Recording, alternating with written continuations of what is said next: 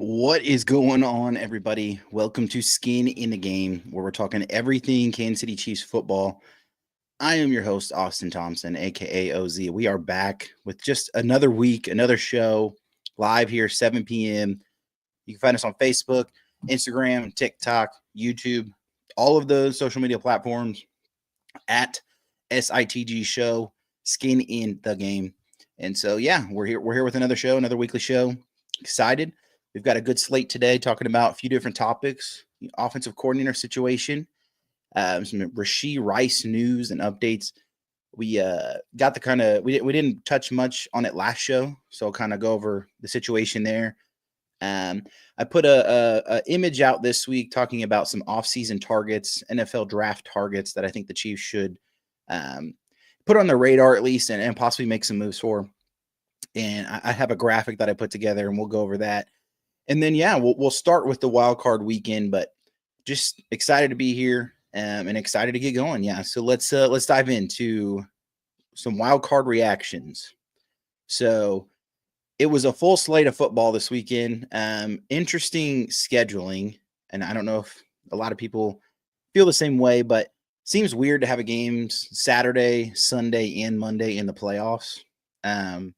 Just feels like a disadvantage or possibly an advantage to some teams.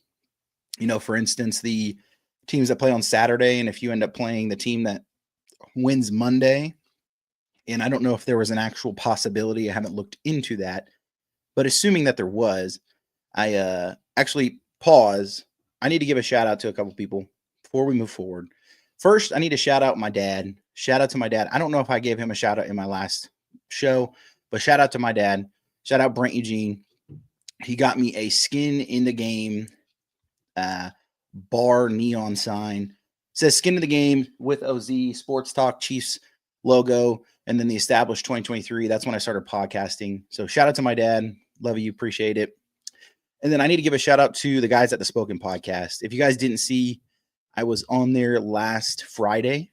They do their show every Friday, and I had the privilege to be on there, talked a bunch of Chiefs football. If you want to check them out, you can find them on all social medias as well. The Spoken Podcast. And yeah, check out last week's episode, last Friday. You'll see me on there for about an hour. They do about a 2-hour show, 2.5-hour show sometimes. So longer show, great content. And those guys are really awesome. They deserve their flowers. They've been doing this for a long time. Really good guys. And so shout out to the Spoken Podcast. Shout out to Lance and Trev. All right, so let's continue on with the wild card weekend. So again, the scheduling seems weird. The scheduling seems kind of like you are putting some teams playing on Saturday, some teams playing on Sunday, some teams playing on Monday. And I get it's all about money. It's all about TV scheduling and who's bidding for these games, Amazon, Monday Night Football, ESPN, Sunday Night Football. I get it. So I understand it. Just does seem a little weird, but it was a full weekend of NFL football, which is great. I watched the majority of the games.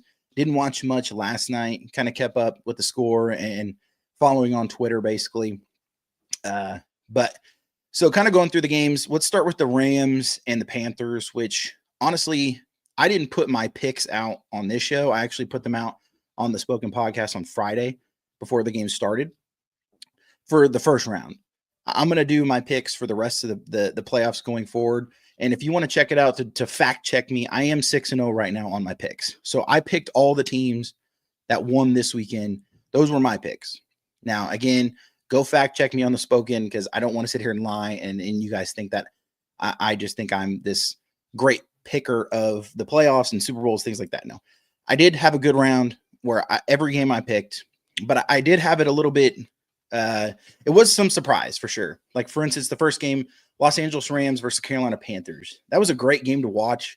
You saw the Panthers look pretty good, like going forward. I would feel pretty good about Bryce Young. I'd feel pretty good about where my organization is with Bryce Young and the youth on that team, even though they had a losing record and, they kind of snuck into the playoffs based on Tampa Bay, based on Atlanta, but they were still they put up a good fight against the LA Rams, who the Panthers beat the Rams earlier in the season. So it wasn't like a huge disadvantage or a horrible matchup. It was actually a great matchup and a great game to watch where Matt Stafford, who's going to win the MVP.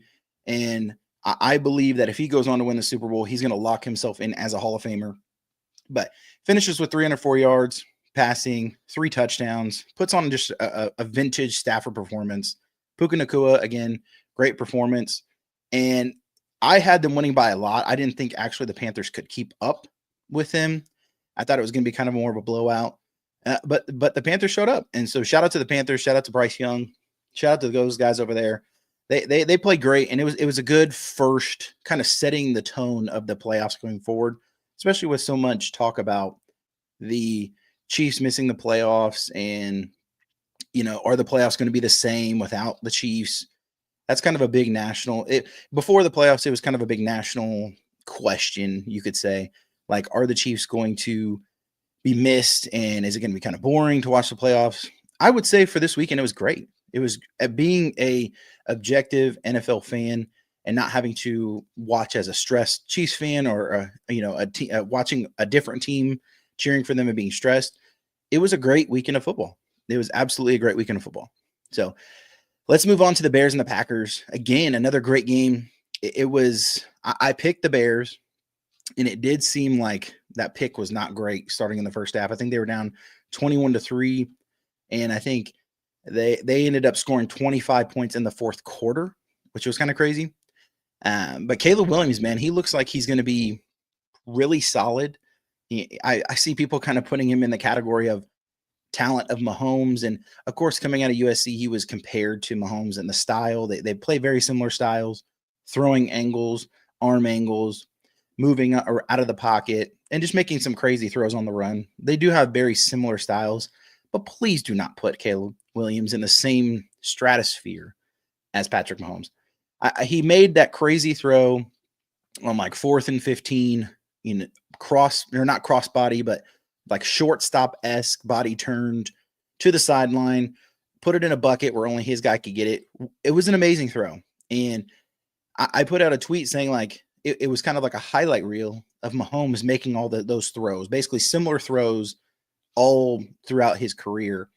And I just think Mahomes is really underappreciated when it comes to kind of making those insane throws. It almost like, oh, that's Mahomes again. And Caleb Williams makes this one throw, and it's like the world is like all over him. Oh my gosh, I can't believe he made this throw. Well, again, don't try to put Caleb Williams in the same category. It's too much. You're putting too much on his shoulders to try to live up to the expectations. I like this Bears team. I think they played great. They showed grit. I love Ben Johnson. I think he has a different style of coaching, not only his creativeness with the play calls, but also just like how he fires up his guys. You see him in the locker room, tearing his shirt off, firing his guys up, getting super hyped. So that's what you like to see from your coach. You like to see, the coach that cares. That's really what you like to see. But do I think the Bears can move on? Maybe. And we'll discuss going forward. But the Bears came down, like I said, they scored 25 points in the fourth quarter. And it was one of the biggest comebacks probably in NFL playoffs in a long time, probably since the 28-3 comeback by the Patriots against the Atlanta Falcons. So the Bears are moving on. I think the NFL is good when the Bears are playing well. I think that I'm not a Bear hater. I think it's a great thing for the NFL, Bears fans, and the Chicago Bears being successful. So moving on to the Bills versus the Jags. So again, another great game. This was the noon slot on Sunday. So it was kind of like didn't feel the atmosphere, especially like Jacksonville. Jacksonville's I wouldn't say it's not an NFL town, but it doesn't have that. It's not known for the like camaraderie and the just the style of the fandom like you would see at the Chiefs games or Bills. It's more of like honestly, Jacksonville seems like a retirement place to live, and you don't get so much of the supportiveness, especially when your team hasn't been great. Jacksonville doesn't have a history of being this awesome team. They're usually like a lower level playoff team, and that's about it.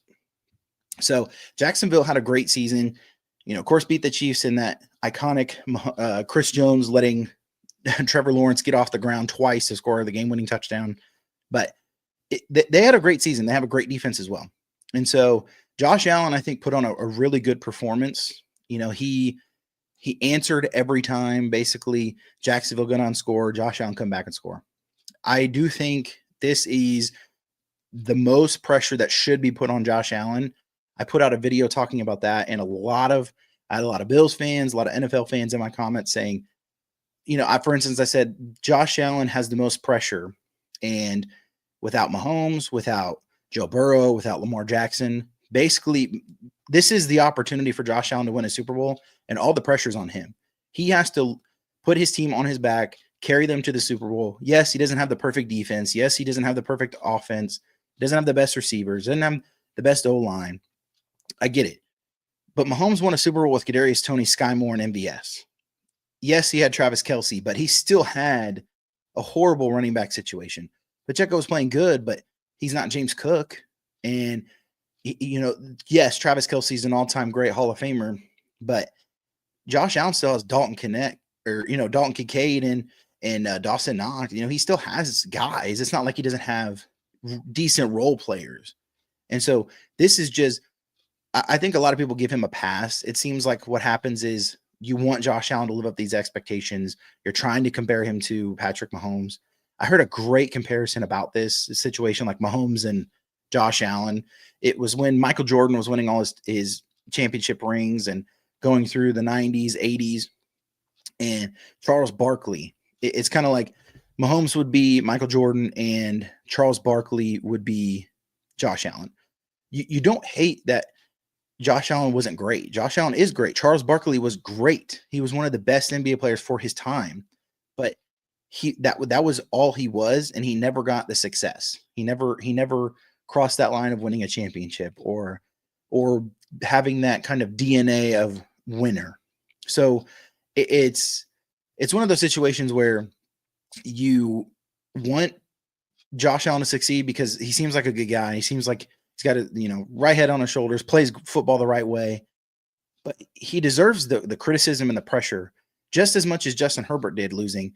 But he deserves the criticism and pressure that Mahomes gets when it comes that time. If you want to put Josh Allen in the same conversation as Patrick Mahomes, you have to critique him the same way. That's the only way.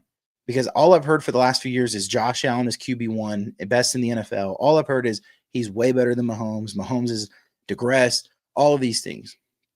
So this is the opportunity right here where Josh Allen can show that he is QB1, that he is the best quarterback in the league, that he is all of these things. He doesn't have the pressure of trying to face Mahomes in the AFC Championship game or the second round of the playoffs where he's never beaten Mahomes. He's 8-6 in the playoffs, and he's 0-4 versus Mahomes. So this is Josh Allen's opportunity, guys. Josh Allen should win the Super Bowl, be the Super Bowl MVP. Bill should bring home the Lombardi Trophy. It's that simple. Like, that's the expectations that the national media should be putting on. That's the expectations that smaller shows should be putting on. That's the expectations of basically all NFL fans. And all I've heard back is, oh, his team's not very good. His receivers are not very good. Nobody gave Mahomes the pass when it was the Eagles and his offensive line sucked. They did against Tampa, but a lot of people still hold that against him because he lost to Tom Brady. So don't try to think that Josh Allen is the good boy of the league and doesn't deserve criticism, doesn't deserve any pressure. He deserves all the pressure. This is his opportunity to win. He got it done, but it's time to show it in the second round, time to show it in the AFC Championship game, and going forward to the Super Bowl. Moving on. 49ers and Eagles. I put a vengeance pick on the 49ers to win this game because I did not want the Eagles to repeat. That team is not very good anyway. They've got some real issues with A.J. Brown, probably going to be gone. I've seen Eagles fans putting mock drafts together of drafting quarterbacks in every round to replace Jalen Hurts. Philly's not looking good. Philly might blow it up. Nick Sirianni might be gone. See ya. And Chiefs fans would love it. But the Eagles, they struggled. They couldn't put an offensive game together. I don't think Jalen Hurts has had over 200 passing yards in the last 6 games, something crazy like that. They just did not have a good season, and it showed. And the 49ers came to play. They were hurt, and they continue to got hurt. George Kittle ends up tearing his Achilles, leaves the game. They still find a way to win. Awesome play from Juwan Jennings to throwing that double reverse touchdown pass to Christian McCaffrey. If you watch that, you see Juwan Jennings gets lit up right before he throws it. It was an awesome play. I think I remember jumping up, screaming, at least giving a cheer when that happened, because it was just a crazy play. It was awesome. So I picked the 49ers on that one. And again, I went 6-0, but it just, some of these games didn't turn out to what I thought they were going to. So moving on, Patriots, Chargers.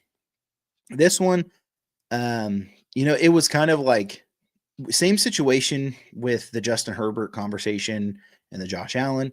I think Josh Allen gets a little bit more pressure. I think Josh Allen gets a little more critique than the Justin Herbert, but a lot of people still try to put Justin Herbert in that top 5 category as top 5 quarterbacks in the league, or, one of the best quarterbacks in the league. And it's, at least for me, and maybe this is a bias because the Chiefs' success in the playoffs, but you could do all these things in the regular season. You could throw for 5,000 yards. You could throw for 40 touchdowns. You can have single-digit interceptions. When it comes time to, in the playoffs, when it comes time to, can you put your team on your back? Can you do all these things? Yes, I get it. Their O-line was not very good. The Chargers O-line is not good. They've got, like, if you watched and it put up all the PP or PFF rankings where it says, like, ranked 20 out of 120, their offensive line was like dead last in everything. It was like 31 out of 32, 28 out of 32, 29 out of 32. Their offensive line's horrible. I get it. But at some point, to be the guy or be that guy, you have to be willing to shoulder the load and figure out a way to win. And not putting up a bunch of points. Again, I get the Patriots defense was great. It's just disappointing. As a Chargers fan, I'd be disappointed. As a fan of Justin Herbert, I'd be disappointed. You're getting to that point where you have to make a choice. Like, is it worth to continue with Justin Herbert, or is it one of those situations where you want to get a different coach? You want to move in a different direction? Like, at one point, how long do you give a quarterback who can't get you wins in the playoffs? Like, what? He hasn't shown any success. I get he's younger, great talent. He's one of the top 10 quarterbacks in the league, but how much success do you put on him versus the team? And how long do you give him until you have to realize, if we're going to continue to lose in the first round, or we're continue to not make the playoffs, it's time to make a change. Again, I think Josh Allen and Justin Herbert deserve all the pressure, all the critiquing that everybody's giving them, just because they get the love, they get the press when it happens, when they succeed. But when they don't succeed, they don't get any of the hate. So it's time to start changing that energy. Give them the success when they get it, but give them the hate when they don't. And Justin Herbert deserves the hate. He deserves the criticism. He deserves it. So, and then the final game last night, I missed most of it, but like I said, I caught the highlights, but it's just hilarious. I saw a tweet that said, like, Aaron Rodgers ends on his last throw was a touchdown, and it, the pick six. So I couldn't see a situation where a 41-year-old Aaron Rodgers was going to win against a defense like that, against the Houston Texans, who might have one of the best defenses since, I don't want to say Baltimore Ravens 2000s, but one of the top 5 defenses in the last 15 years, probably. I mean, they possibly could get to the AFC Championship game just on their defense alone. If they had a better offense or a more consistent offense, they would probably be one of the best teams in the AFC, and you would think they would get hot late and might make it to the Super Bowl. But that defense for Houston could probably carry them to the AFC Championship game. So let's look at the matchups coming forward and who we think is going to move on. Again, I'll go through and kind of pick and give the rest of my takes. I gave those first rounds on the Spoken podcast last Friday. So here's my takes going forward for this round and then all the way to the Super Bowl. So Denver versus Buffalo. Again, I'm putting the pressure on Josh Allen. I don't trust the Denver Broncos. I think they remind me of the Chiefs last year, where there was a lot of one-score win games. They didn't play the greatest schedule. And again, a lot of those games were because of, I think they played overseas and won like 13-12 or something stupid. Like, a lot of those wins just came from one-score games. So I'm going to take Buffalo. And then the New England Patriots versus the Texans. I'm taking the Patriots. I think Mike Vrabel. I like Drake May. I like Mike Vrabel. I think coaching gets you very far, and I think Mike Vrabel is one of the best coaches in the NFL. And the Drake May is just playing at an MVP caliber. You can't hate on the guy. He kind of does everything. And so they're hot right now. Their defense is playing great. So I think you're going to have a Buffalo Bills, New England Patriots, AFC East matchup, AFC Championship game to go to the Super Bowl. So the NFC side, you got Seattle versus 49ers, Bears versus Rams. So give me the 49ers to beat Seattle. I still think I like the 49ers. I know they just lost George Kittle. I know Seattle's playing great. I know that Sam Darnold has had one crazy season coming off his Viking season, coming to the Seattle Seahawks and kind of taking over and picked up like he never left off. But I just think there's a certain level of coaching. There's a certain level of playoff pedigree that the 49ers bring. Christian McCaffrey's playing, just like you would expect him to, playing awesome. They have great weapons all around. I think the 49ers can do it. It's on the road. It's a tough game. It's a tough environment. But I'm picking 49ers. And then Bears versus Rams. I think it's the Rams year. I really want the Bears to win. Like, I want to pick them. But my gut's just telling me that I think the Rams can go in there. Again, I choose coaching. Love Ben Johnson, but I think Sean McVay with the experience, and I just love him as a coach. I love Matt Stafford right now. I think he's playing great. And they've got some really good weapons, Puka, Devontae Adams, Higbee at tight end, things like that, Kyron Williams. I think that the Rams can go into Chicago and get the win. So now we're looking at AFC Championship, NFC Championship. This is to go to the Super Bowl. Bills, Patriots, I'm taking the Bills. And then Rams, Niners, I'm taking the Rams. And I think it's one of those things that the Bills, again, I'm putting the pressure on Josh Allen. It's an AFC East matchup, and it's just one of those things. I want to see him get there because I want to put the pressure on him. I could definitely see the Patriots winning. It'd be a home game for the Patriots. I could see Mike Vrabel out coaching Sean McDermott. I want to see Josh Allen in the moment. If we're going to crown him as the guy, I want to see him in the moment. So give me the Bills over the Patriots to go to Josh Allen's first Super Bowl and take on who I would choose as the Los Angeles Rams. I think the Rams could beat the 49ers. It'll be another, NFC West matchup. You'll get to see, Matt Stafford vintage, but I want to see this Rams Bills. I think they're one of the two best teams. I think it's the best for viewers. I think it's a great storyline as far as Super Bowl competition and all that. And it would be an awesome Super Bowl to watch. It's a lot more hype than it is maybe like Texans, Seahawks, or something like that. So I think that's a great matchup. And that is who I think is going to make it to the Super Bowl. I will wait to give my pick. Actually, I did give it on the Spoken Podcast last week, but we'll give my pick at the end of the show. So Shane says it's going to be record cold in Chicago this Sunday. That is very interesting. That is a very interesting observation coming from the Rams, who play in a dome, play out west, going into Chicago, and Chicago's running the ball very well. They've got that two-headed monster. Eric Bieniemy's doing great as running back coach. Caleb Williams is playing really great. They got a ton of weapons. Again, Ben Johnson, one of the best coaches maybe in the NFL, at least for offensive side of things.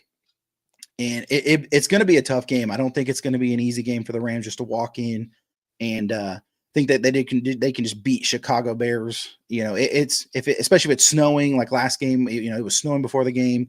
It's going to be tough. It'll be a tough game. It'll definitely be a tough game. So that is the wild card weekend. That was, again, it was a great weekend of football. A lot of great games. And yeah, to be honest, the Chiefs, I mean, of course, Chiefs fans miss them, but in reality, it was a great weekend. It was a great weekend of football. It was a great weekend to watch football and not have to stress about the games. And it was, I enjoyed it. I definitely enjoyed it. So let's move on.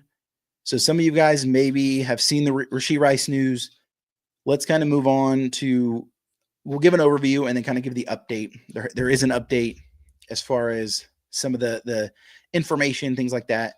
And then I'll kind of give you just a quick opinion and then we'll be done with it. So for those that don't know, Rashee Rice, a few weeks ago, he was subject to allegations of a domestic abuse that surfaced on Instagram. His ex-girlfriend, Dakota Jones, basically put out a long post and essentially just said that she's been dealing with, she didn't name Rashee Rice. She didn't put his name in there. This is kind of assumptions based on, they've got multiple kids together, I believe. They've been together for a long time. She mentions it's been going on for 8 years. So these are all assumptions, allegations, but she basically, it shows pictures of her abuse, and there's a bunch of different images of bruises, scratches, broken things like that. So that was a few weeks ago, I believe. And then the Chiefs came out and basically acknowledged that they were aware of the situation and that they were in communication with the NFL. That is kind of, for a few days, that's all you heard. You were kind of waiting to see if the hammer was going to drop. Of course, there's going to be like probably an investigation. The NFL's probably tried to reach out to Rashee Rice's ex-girlfriend to get her story, confirmation, evidence, things like that.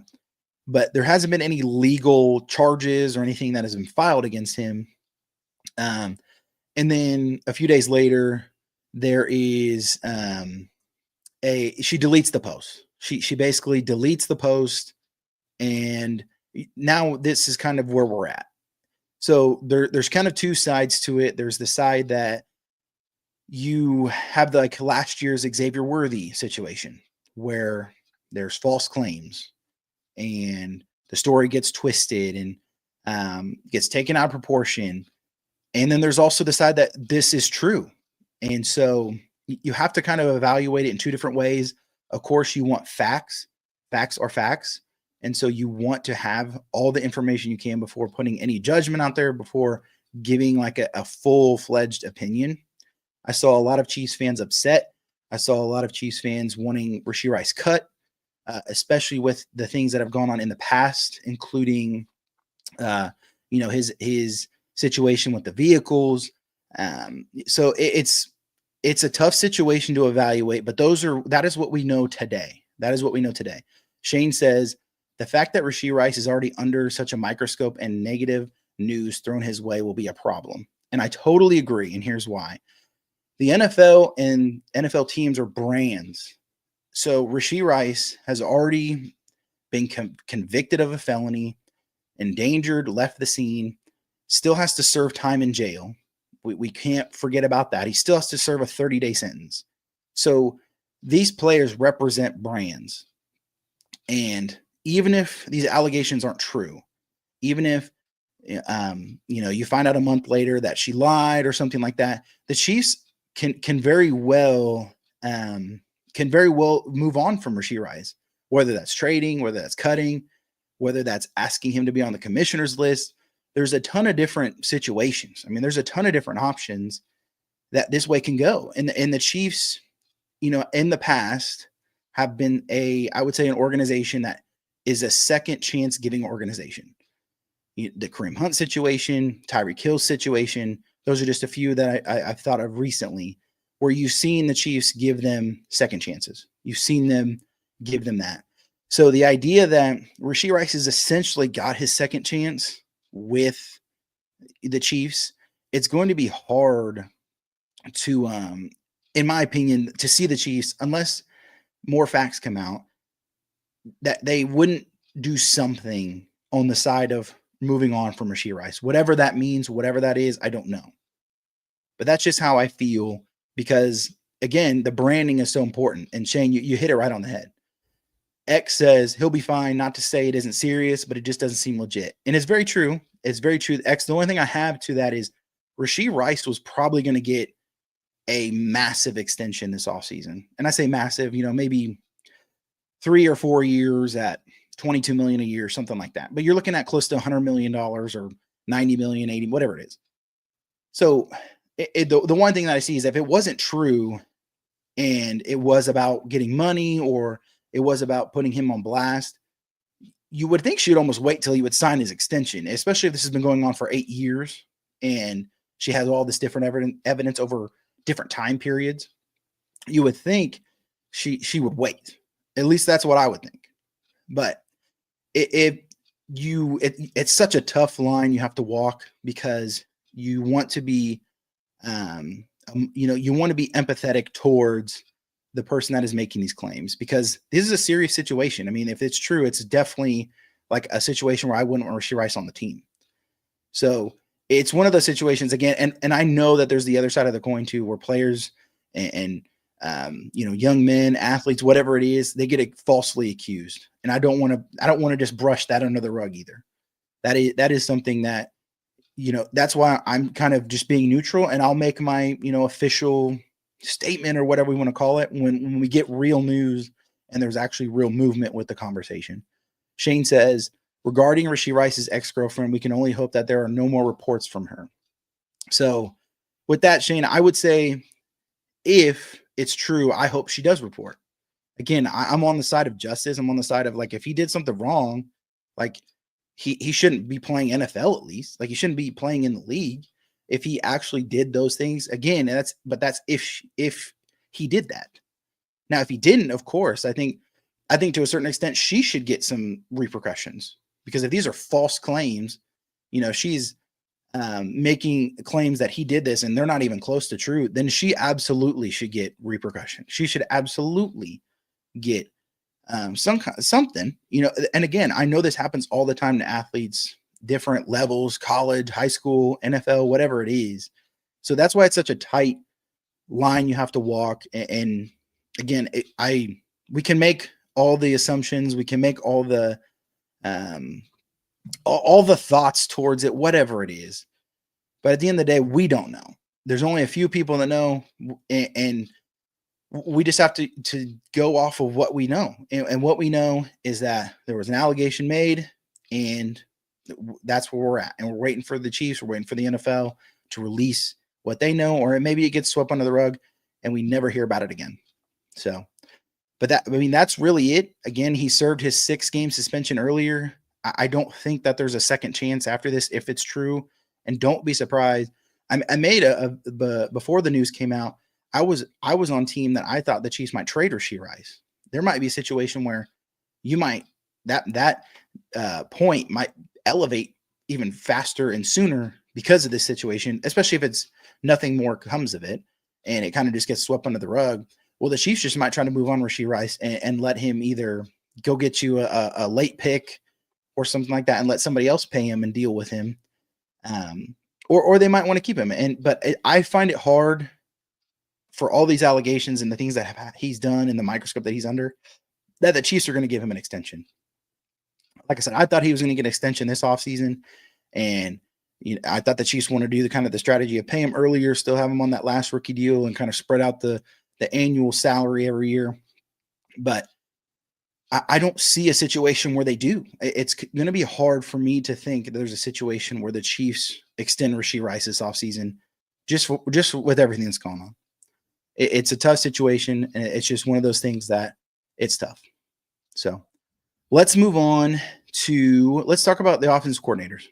So the situation with the offensive coordinators is very interesting. It's a very interesting situation because, one, there's not a lot of news. There's not a lot of information out there as far as what the Chiefs have done. You've heard Matt Nagy getting multiple interviews. You've seen Steve Spagnuolo. You've seen the Chiefs fire some lower level coaches.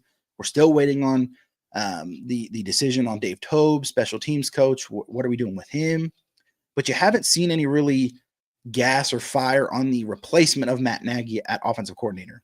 And of course, Chiefs fans and Chiefs Twitter and all over have been trying to push their guys, whether it's Cliff Kingsbury, whether it's Mike McDaniel, whether it's Sheehouse from the Rams, their pass game coordinator, whatever it is. You have guys putting out narratives and just throwing stuff at the wall and seeing if it sticks. And of course, those guys are guys that I would want. But to me, there's a few things that happen when there's no smoke, when there's no news, no data. You're not hearing anything. You're not seeing anything. So there's two things. One, and I saw this from one of the guys at KCSN. He tweeted out that basically the Chiefs can't officially make any kind of interviews and things like that because Matt Nagy is still the offensive coordinator. And yes, he's taking interviews, but he's still their coordinator. And I don't think that he can officially be replaced. I think it's January 19th, I think is the date. Fact check me on that. But I don't think they can officially reach out and have formal interviews until the situation of what Matt Nagy does, if he accepts another job or we pass that certain date. So that might be one reason why Chiefs fans haven't heard these different names, because there's a lot of head coaching vacancies. I think there's 8 as of the news today with Mike Tomlin and the Steelers. So that's not good news for the Chiefs, by the way. And the reason why is because some of these guys that maybe were going to take an offensive coordinator job, like a Cliff Kingsbury or maybe like a Mike McDaniel, now probably are going to get another shot at a head coaching job. There's a lot of vacancies. 8 vacancies. That's quite a bit. That's a lot of jobs to fill. So some of these guys that Chiefs fans want, like I said, Mike McDaniel, Cliff Kingsbury, don't be surprised if they get head coaching jobs. So my second point on why there's not a lot of smoke to this story is because I think they're waiting on a few guys to lose from the playoffs, which one would be Eric Bieniemy, still running back coach for Chicago. So if the Chiefs want a reunion with Eric Bieniemy, they technically have to wait. 2, you're waiting on, again, Nathan Sheehouse, pass game coordinator from the Rams. The only one that has been linked, Mike Kafka, he's coaching there at the Giants. You haven't seen any form of interviews. And again, I think that's because of the situation with Matt Nagy and the dates. But those are like that's probably the reason why. Now, Nate Taylor went on 96.5, ESPN reporter for the Chiefs, and said basically his opinion, and he's a guy that's very close to the team. He thinks it's Eric Bieniemy. There's no other conversations going on, no requests, things like that. And it just seems like all of the stars are aligning for an Eric Bieniemy reunion, which I don't hate. It's not my favorite pick, but I don't hate it. Justin says, go with Eric. Only the fact he is more creative than what we had for the last few years. And yes, he holds players accountable. So I don't hate the Eric Bieniemy hire. If the Chiefs wanted to bring in Eric Bieniemy, that would be, I think it's a plus move. I don't think it's a negative move because yes, he does hold players accountable. He's not afraid to be the bad cop or the bad guy. And I think him leaving a few years ago, making a few stops, he's probably picked up some new tools in his tool bag, if you will. So I don't hate the idea. If the Chiefs wanted to go completely sideways, bring in a completely different mind, then Eric Bieniemy's not the way to go. Mike Kafka is not the way to go. Those are 2 former guys that you're comfortable with, familiar faces, but again, those are not off the edge like a Nathan Sheehouse from the McVay trio and the Rams, or Mike McDaniel, who I can't even imagine getting Andy Reid and Mike McDaniel in the same room drawing up plays. Again, their systems are different. Tyreek Hill even said that, came out and said not going to happen. They have different systems. I agree 100%. 2 different systems wouldn't work anyway, but it'd be awesome to see. Don't get me wrong. It'd be awesome to see those 2 guys in a room and the plays they could draw up. Now, my 2 choices, the 2 choices I have is, one is Cliff Kingsbury, because I like the idea your quarterback's comfortable, you have a good chemistry there, and you still get a little bit of a difference. You get a difference in where Cliff Kingsbury's been in his career. He could pull in some other guys, and he brings a different mind. So you get kind of best of both worlds. You get the familiarity and the creativeness with Cliff Kingsbury. But to me, it's either going to be Cliff Kingsbury or it's going to be Eric Bieniemy. I don't think I'm surprised Mike Kafka at least hasn't had the interview. Again, I don't know if it's the date thing, but from what I've heard, those are the only 2 options. And if you look at the thumbnail of this podcast, it's between Mike Kafka and Eric Bieniemy. My pick is Cliff Kingsbury, but I think those are the only 2 options right now. And if I was an offensive coordinator who has aspirations to be a head coach, answer me this: why would I go to the Chiefs with Andy Reid, who has had a system for the last 10 years and has shown he's not changing it? Why would I go there and choose to play for or coach under Andy Reid when I know what I'm going to say is probably not going to stick? I'm not going to get control to run the offense, and then I'm going to get the blame. I've said it multiple times. Matt Nagy was the scapegoat this year for Andy Reid. And that's why you saw a mutual part versus Matt Nagy getting fired. I think Andy Reid deserves way more blame than Matt Nagy, but it'd be stupid for the Chiefs to fire Andy Reid. So the only option was to put the blame on Matt Nagy, and that's where you're going to make the change. That's where you can to make the change. You're not going to fire Steve Spagnuolo, even though you may think he might retire in a few years, or maybe you did want to change up your defensive scheme. You're not, because he's won you multiple Super Bowls. He's done a lot better with a lot less. And so you're not going to fire Spagnuolo. So the only option was to put the blame on Matt Nagy. So Matt Nagy, yes, he's going to go get probably a head coaching job, probably Tennessee or something like that. I wouldn't be surprised. Seems like that's the one that's going to stick for him.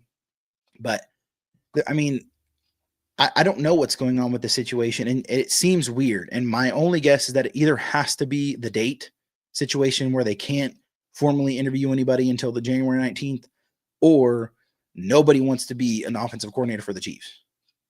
And don't be surprised, again, how long do you think Andy Reid has?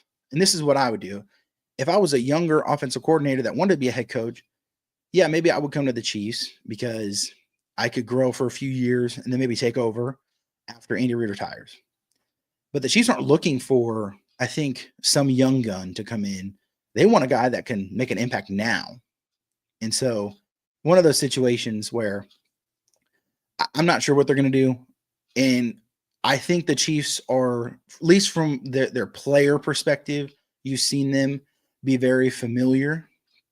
You've seen them sign guys that are like a Mike Pennell or a Derek Nottie, guys that have been on the teams. They brought back McCole Hardman. Don't be surprised if they're in the sweepstakes for Tyreek Hill this offseason. So they like their guys. They like their familiar guys. So that's why I think it's between Eric Bieniemy and Mike Kafka, because they don't like to branch out. They stay within their family, if we want to call it. And so that's why they're willing to go trade a 6th-round pick for Derek Nottie, which was a huge waste, because it was a guy that knew the system. It was a guy that had been in the locker room before, been with the team before. So that's why I think it's going to come down to Mike Kafka, Eric Bieniemy. And if I had to choose, I think it would probably be Eric Bieniemy. And Jason says, taking calls, bringing back Bieniemy. We're not taking calls, but shout out to Jason and Justin for joining. But that's my opinion on offensive coordinator situation. I think that's probably what it turns out. I would be super shocked if it was a name that nobody's talked about, or a name out of left field, or one of the crazier picks. I would be shocked. It would excite me, because I think that's what the Chiefs need. I think they need a completely overhaul when it comes to play calling, offensive system, things like that. But I would just be shocked. I think Andy Reid still thinks he's got it, and he gets a chance to prove himself. I think he deserves the benefit of that doubt. So don't be surprised if they do the safe pick, Eric Bieniemy, Mike Kafka. So let's move on to, I put out a post, and you guys can check it out. It was some of the off-season targets that I would do if I was the Chiefs, free agents and the draft. So let's start with the draft portion. Of course, this does not include conversations of trading Trent McDuffie and maybe getting an extra 1st-round pick. I went off the first 4 picks, and it was basically without trades. So, of course, this could change. Of course, the Chiefs maybe trade back, or maybe trade up, trade Trent McDuffie and then trade up to get somebody else. But here's the 4 guys that or at least 3 of them that I think the Chiefs should really try to make an effort to get. And of course, it depends on what they do in free agency, but then we'll get into free agency next. But first, I think Ruben Bain Jr. So if you guys haven't been watching, he's the defensive edge out of Miami. I think the Chiefs have to go edge. I've been preaching it for the last few weeks, because the positional value at pick 9 is way better on defensive edge versus running back. I know everybody in the comments, all of Chiefs fans, want Jeremiah Love. They just want a new shiny toy. I think if you are Brett Veach, and if you are Chiefs front office, you can't miss on pick number 9. Like, you can't screw it up. I think that this pick is going to basically be one of the determining factors on how long this dynasty continues for the next 7 years. You need a guy, but like there's only a few guys on the team right now that I would consider, or guys that you would sign to like more than a 5-year deal. Patrick Mahomes and probably Josh Simmons, because if he's a left tackle. That's probably it. There's not a lot of guys on this team that I don't think aren't expendable or that you wouldn't bring back. Creed, I think, is great, but a center is a center. Right guard, Trey Smith, he's great. But again, you could go find a right guard. So there's only a few guys on the team. Of course, Travis Kelce comes back. I'm not signing him to a long-term extension. Chris Jones, not signing him. I'm not counting those guys because of their age. But I am talking about younger guys, things like that. I'm not sold on Rashee Rice. I'm not sold on Xavier Worthy. There's only a couple guys that I'm sold on. It's Mahomes and it's Josh Simmons. Even though he was out a few games, even though he was got injured with his wrist, I think he is probably your cornerstone left tackle going forward. So those are the two guys. So you need to find that third guy. This draft has to bring in the third guy that you're building your team around. I think they used to call it the Big 9 or the Big 11, where they would have like Nick Bolton, Trey Smith, Creed Humphrey, Patrick Mahomes, Travis Kelce, Chris Jones, Harrison Butker. Like they had like this big core. It's time for the Chiefs to start rebuilding their core. It's time for them to start rebuilding this core, and you have to hit on the draft. That the Chiefs have developed throughout the draft. They don't usually get big free agent signings. A lot of their guys come from the draft. Of course, they'll get they brought in Tyrann Mathieu and Justin Reed. Those are probably like two of the biggest free agent signings the Chiefs have made in at least the 2000s era, the 2000s, this century.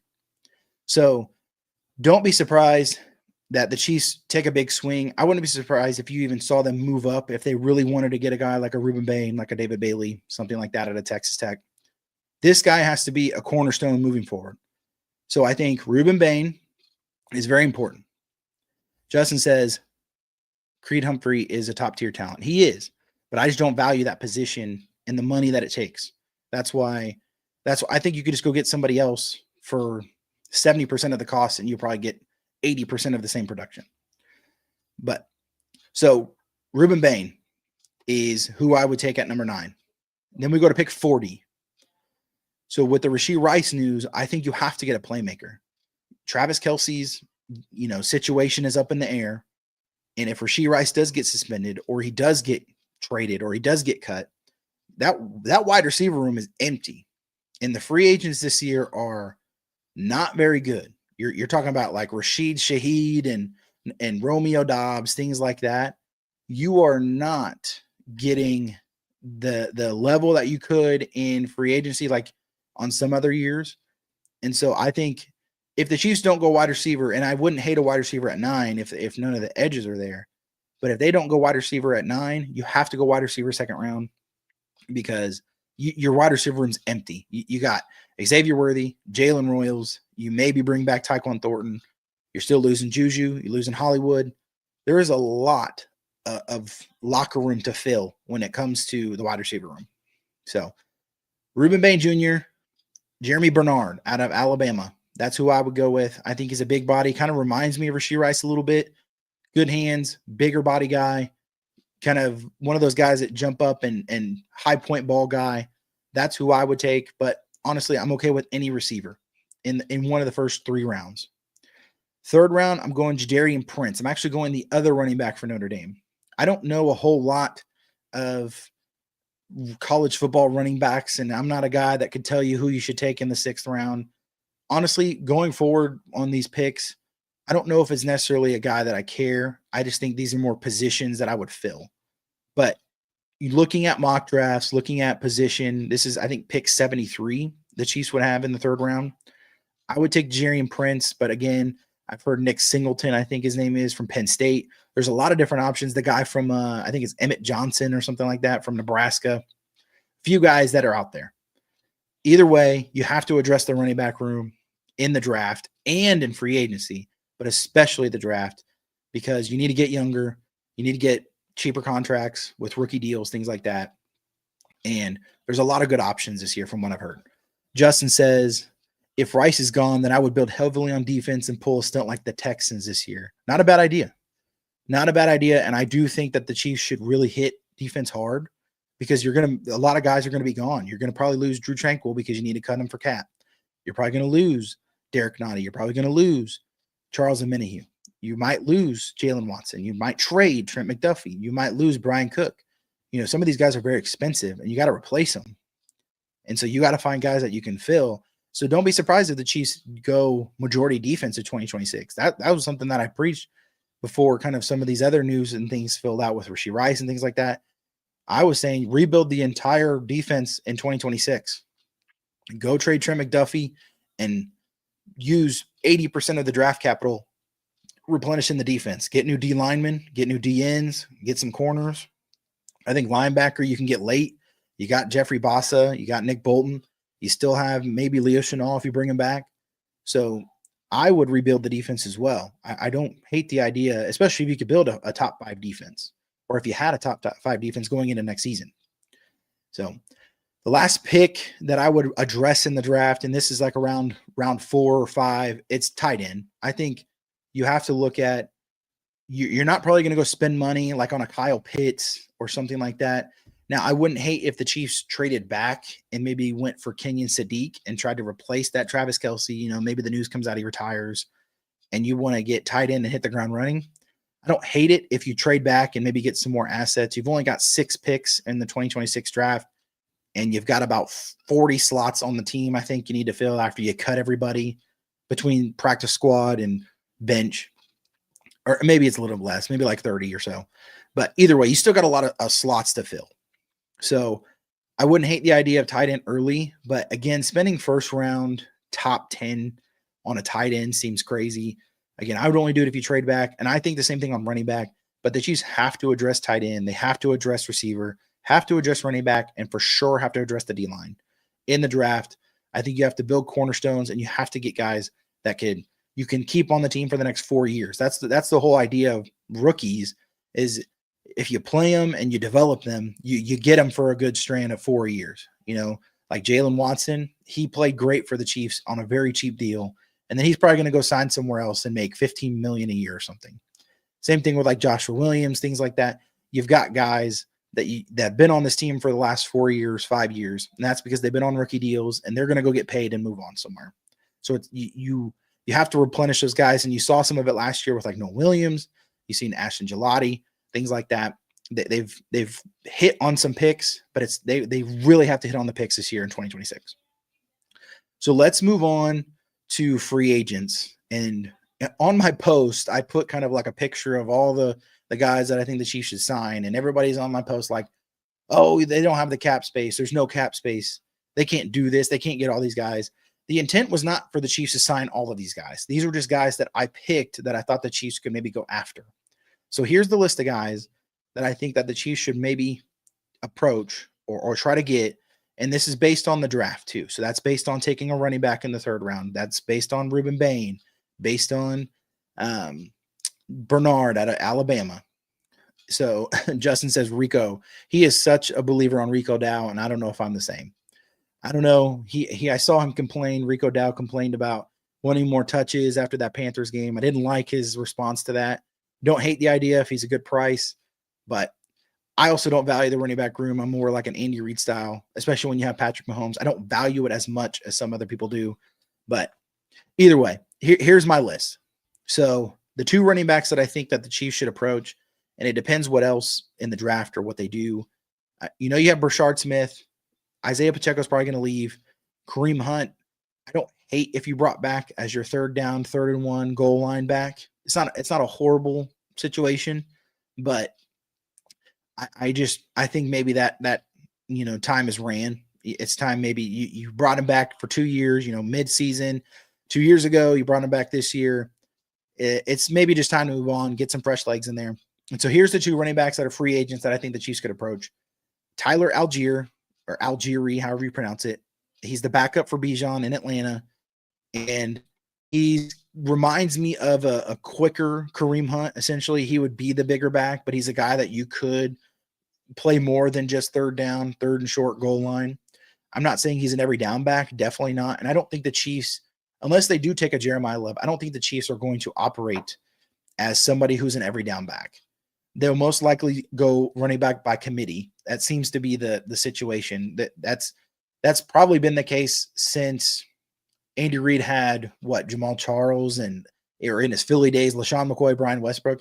If he doesn't have that top tier guy, he's going running back by committee. And we've seen that just, over the years. So don't be surprised if they bring in a couple free agents, draft a guy in Brashard Smith, and now you have 4 running backs. So my first option is Tyler Algier. I think he's a cheaper guy, maybe $1.5 million, $2 million at max, and he's mid-20s. I'm not saying he's going to come in and give you 1,000 yards, but again, I'm building this team based on committee. My other option, or I would do both of these if you could afford it, is Rachaad White. He's a KCMO guy. I think Grandview or Raytown. KCMO, played for Tampa. His skill set is really out of the pass game, but I think he's also like a good hybrid. And he reminds me of like a better Jerick McKinnon. Essentially, he's in that stage of his career where he might be wanting less snaps and try to maybe extend his career a little longer. So you might get an opportunity to where he's a third down guy, but he also could give you a first down touch, things like that, and kind of just continue to have fresh legs in. Those are 2 guys that I think running back wise. And if you don't know those guys, look them up. I think those 2 could really take the load. And then maybe if you did take a Jadarian Prince or a Nick Singleton and you really just focus by committee, I think the Chiefs running game, and especially if you got a new mind in, or Eric Bieniemy brings some of that Chicago Bears running style to the Chiefs, I think running back room would be awesome. And I think they're going to build by committee versus going to get a star. So let's move on to wide receivers. So the first wide receiver that I would bring in, and I would actually bring him back, is Hollywood Brown. Reason why, with the Rashee Rice news, again, you probably are going to take a wide receiver in the draft. You still need bodies in that room, but he has at least some chemistry with Mahomes. You need a guy that has development. Mahomes is probably not going to play until week 1 at best. That's at best, most likely week 4. But let's say he does make it to week 1. So that means he's not playing any preseason. He's not doing any training camp. He's not doing any OTAs. He's not going down to Texas and bringing the receivers down. He's got to recover from a torn ACL and LCL. So you're dealing with that situation. So you need some familiar faces that have chemistry and know the system for Mahomes to come in. You can't just have 5 new guys on receiver and expect them to know what to do or have the chemistry when you didn't get an offseason to work with them. So that's why it's important to have running back addressed going into next season to take some of the load off Mahomes. But 2, I think you're going to probably see them bring back some familiar faces like Hollywood Brown or like a Tyquan Thornton. You'll probably see them do one of those 2, if not both. So the other receiver, or the other thing that I would address, is kick returner, punt returner, and maybe like a slot receiver situation. And it's Braxton Berrios. He played for the Dolphins. He's playing for the Texans right now, I believe. And he's kind of like I don't want to say he's like an Amendola for Brady or a Julian Edelman for Brady. Not like that, but he's kind of like a smaller receiver, slot guy, do a few 5-yard slant, get you, a few yards, but he's also a kick returner, punt returner. He's dangerous in that game. And Nico Remijo has not been great, at least this year. He was good 2 years ago. And then the special teams has kind of taken a downturn this year. So I think it's time to replace that and put a guy that can at least get you, especially with the new kickoff rules, get you in some dangerous situations. Like, again, if you're getting the ball at least at the 35, you have a better chance of these possessions. And so if you can get a couple kick returns to get you to the 40, 45, more possessions, and special teams comes more important than ever, I believe. I think it becomes very important going forward. And so Braxton Berrios is a guy that I think sneaky pick, and it's not you won't see it on a lot of people's boards and things like that, but I think it's something that could really help the team, and it needs to be addressed. So now let's move on to the defensive side of the ball. Again, I think there's some D tackles and things like that, but defensive line is going to be very hard to address because of how much cap space the Chiefs really have, because the positional value of D-line is so much more expensive than some of these other areas. So yes, they'll probably go get a couple guys that maybe left off my list, and you probably won't see them or you'll see them sign a couple guys that are just bodies that are the fourth and fifth D tackle on the roster. But I think that they'll definitely make some big moves. It's been rumored that they want to go get 2 D tackles, a D end, and a running back in free agency. So don't be surprised if they do some of that scenario. But here's the 3 defenders that I think that they should really try to approach going into free agency. So first is Tariq Woolen. He is he was at one point one of the best man corners and kind of ball hawk guys. He's kind of degressed a little bit with his time in Seattle, but he's super athletic, long, again, ball hawk. And if you're going to lose Jalen Watson, if you're going to lose Trent McDuffie to trade, yes, Noah Williams is going to probably, advance in his sophomore season, year 2. And then you have Christian Fulton. But after that, your cornerback room doesn't look great. And especially if you don't bring back Jalen Watson. But if you bring Tariq Woolen in and maybe get him for a cheaper deal than you do Jalen Watson, I think that's a good 3. Woolen, Noah Williams, and Christian Fulton. That's a solid 3. That's a foundational 3 that you can work with, especially when you upgrade the pass rush. So and it could be any kind of corner in that realm. But I think the Chiefs, if you're not going to re-sign Jalen Watson, if you're going to trade Trent McDuffie, you got to bring in a corner, because your corner room kind of looking like a wide receiver room. It's really fast, starts to deplete. But my pick is Tariq Woolen. A familiar face is, I think, Brian Cook. Now, Brian Cook is probably maybe too expensive, but I think he's played great. I think he is. I'm not going to say he is this Ed Reed style safety that's going to get you a bunch of turnovers and, is super athletic, does all these things. No, what I think though is he knows the system. He's played very well. He does his job. He's very good at it. He's a good tackler, and he doesn't get beat over the top very often. The Chiefs don't give up. Usually it's a Chamari Connor giving it up or something like that. You don't see Brian Cook give up a lot of deep balls over the top. He's very good at not giving up the deep ball, and I think he's just worth a re-sign if you can get him. Again, he might be too expensive, and it might not be worth it, and you might ask Jaden Hicks to take a step up going into next season, but don't be surprised if either Brian Cook comes back or he gets a payday. And then my final free agent, I think, is probably Jalen Phillips or some other version of a D end at this level, which is mid-20s, looking for a contract, a prove-it deal, and that actually can get to the quarterback. Because if you have a room where Ruben Bain, George Karlaftis, Ashton Gillotte, and let's say you do bring in Jalen Phillips, you have just revamped your entire defensive line through one signing and one draft pick. And you could really focus on a lot of other positions. Again, Chris Jones is still on the team. He'd be in the middle. Yes, you might have to bring back, Tillery, or you might have to bring back Derek Nottie, or you might have to bring back whoever. But it's at least you have the edge covered and figured out, and you can have continuous rotation. And those guys can flip-flop.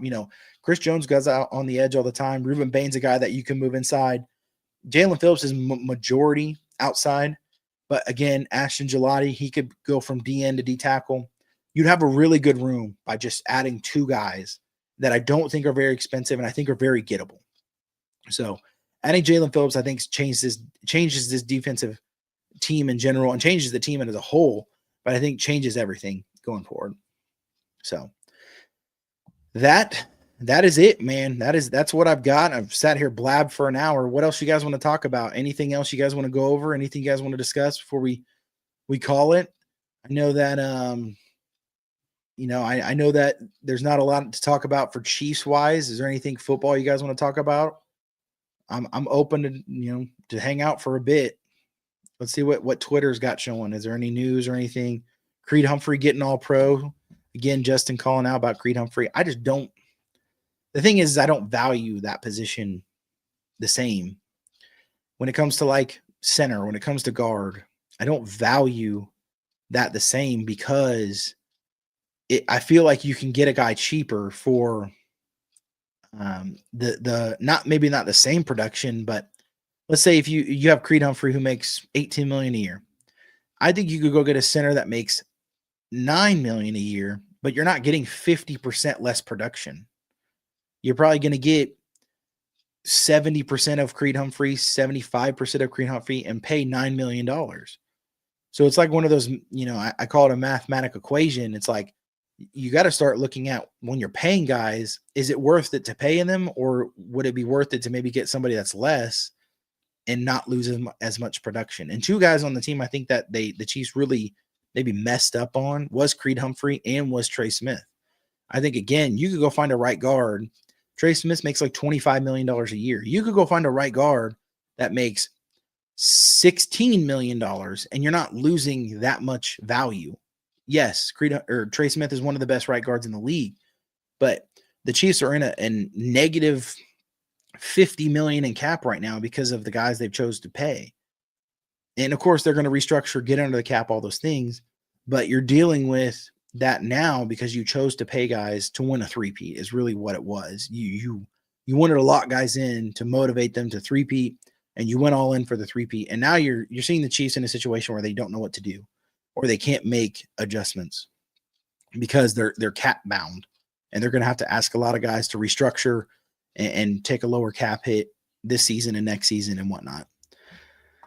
Let's see what else Twitter's showing. Any news? We see Cliff Kingsbury and Kevin Stefanski will get real looks for Eagles offensive coordinator position. So again, you're not seeing any news when it comes to Chiefs offensive coordinator situation. And again, I don't know if that's, to me, that doesn't make sense because the Eagles have been eliminated, and I don't know if they fired. I haven't seen that the Eagles have fired their offensive coordinator, but you haven't seen any rumors about an offensive coordinator going to the Chiefs. So that's an interesting thing here. Here's one. Alex Smith, who was up on Up and Adams show today, said that he believes that the Chiefs are going to sign Mike Kafka as the offensive coordinator. So shout out Alex Smith. He said, I've been hearing about Matt Nagy's return. I wouldn't be shocked if they brought Kafka back. Andy just rarely brings in someone outside of his circle. Obviously, he knows the Chiefs system so well. I think he could bring outside ideas. The hard part is Andy is doing the offense. We all know this. When you're the offensive coordinator, you only have so much input. Exactly what we said earlier in the show. Andy Reid is 51% owner. He preaches that all the time. 51% owner. He makes the decisions. He makes the calls. He makes the plays.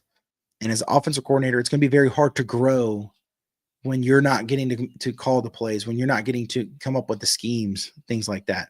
It's going to be very hard. Do I think Aaron Rodgers has played his last game in the NFL? I do. I think that he has probably thrown his last pass. I think I would move on because, again, Steelers fired their head coach.